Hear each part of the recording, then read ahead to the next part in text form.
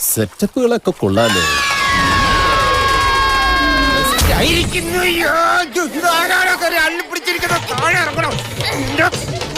ഇതൊക്കെ പറന്നു വരുന്നത് ചവിട്ടി കൂട്ടി തലയിലിട്ടി തേച്ചളയും ഞാൻ. തല തെറിച്ചവന് എന്റെ പെടലി പോയി.